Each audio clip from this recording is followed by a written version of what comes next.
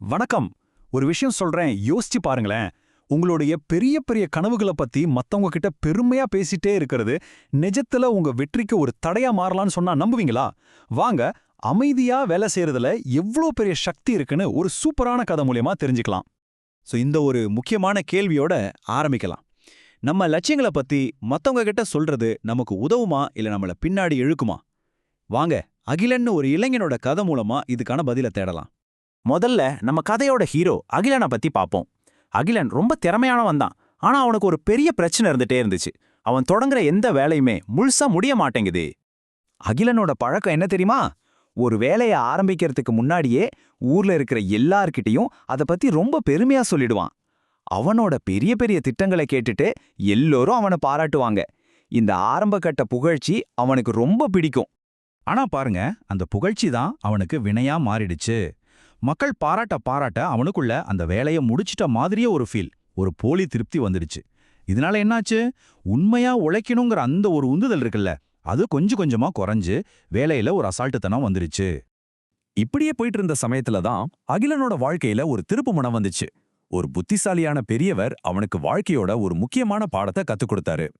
அந்த பெரியவர் என்ன பண்ணாருன்னா, அவன்கிட்ட 2 விதைகளை காட்டி ஒரு அருமையான ஓமை சொன்னாரு. ஒரு விதையை எடுத்து இதோ பாருன்னு எல்லாருக்கும் காட்டி ஒரு பாறை மேல வச்சாரு. இன்னொரு விதைய யாரு கண்லையும் படாம அமைதியா மண்ணுக்குள்ள புதைச்சு வச்சாரு. என்ன ஆச்சு தெரியுமா? எல்லாரும் பார்த்து பாராட்டின அந்த முதல் விதை வெயில்ல பட்டு காஞ்சு போயிடுச்சு. ஆனா யாருக்கும் தெரியாம மண்ணுக்குள்ள அமைதியா இருந்த அந்த 2வது விதை அது ஒரு பெரிய வலிமையான மரமா வளர்ந்து நின்னுச்சு. இந்த உவமை அகிலனோட கண்ணை திறந்துடுச்சு. அப்போதான் அவனுக்கு புரிஞ்சது. தன்னோட அணுகுமுறைய மொத்தமா மாத்திக்கிட்டு இந்த புதுசா கத்துக்கிட்ட பாடத்தை தன்னோட அடுத்த ப்ராஜெக்ட்ல பயன்படுத்த முடிவு பண்ணான். இந்த தடவை அகிலன் யார்கிட்டயும் ஒரு வார்த்தை கூட சொல்லல. ஒரு அழகான மர நாற்காலி செய்ய போறான். ஆனா அந்த திட்டத்தை முழு ரகசியமா வச்சுக்கிட்டு ரொம்ப அமைதியா தன்னோட வேலையை மட்டும் செய்ய ஆரம்பிச்சான். இந்த புது அமைதியான வழிமுறை அவனுக்குள்ள ஒரு பெரிய மாற்றத்தை கொண்டு வந்தது. பாராட்டுறதுக்கோ இல்ல விமர்சனம் பண்றதுக்கோ ஆள் இல்லாததால எந்த வெளி அழுத்தமும் இல்ல. இதனால அவனால வேலையில முழுசா கவனம் செலுத்த முடிஞ்சது. இந்த முறை அவனோட மோட்டிவேஷன் அடுத்தவங்க கிட்ட இருந்து வரல, அவனுக்குள்ள இருந்தே பொங்கி வந்துச்சு.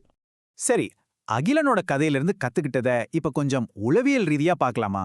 ஏன் நம்ம இலக்குகளை ரகசியமா வச்சுக்கிறது இவ்ளோ பவர்ஃபுல்லா இருக்கு? இதுக்கு காரணம் ப்ரிமெச்சூர் சாட்டிஸ்ஃபேக்ஷன், அதாவது முன்கூட்டிய திருப்தி. சிம்பிளா சொல்லணும்னா, உங்க இலக்க பத்தி நீங்க பேசும்போதே கிடைக்கிற பாராட்டு இருக்கே, அது உங்க மூளையை ஏமாத்திடும். அட, நம்ம வேலையை முடிச்சிட்டோம் போல அப்படின்னு ஒரு தப்பான சிக்னல் கொடுத்துரும். இதனால நிஜமா அந்த வேலையை செய்யறதுக்கான வேகம் தானா குறைஞ்சிடும். அது மட்டும் இல்ல, உங்க புது யோசனைகள் எல்லாம் ஒரு சின்ன செடி மாதிரி. அது வளர்றதுக்கு கொஞ்சம் தனிமையும் பாதுகாப்பும் தேவை. நீங்க ஆரம்பத்திலே அது எல்லார்கிட்டயும் சொல்லும்போது சிலரோட நெகட்டிவ் காமெண்ட்ஸ் உங்க ஆர்வத்தையே குலைச்சு போட்டுடலாம். ஆனா அமைதியா இருந்தீங்கன்னா அதுவே உங்களுக்கு ஒரு கவசம் மாதிரி செயல்படும்.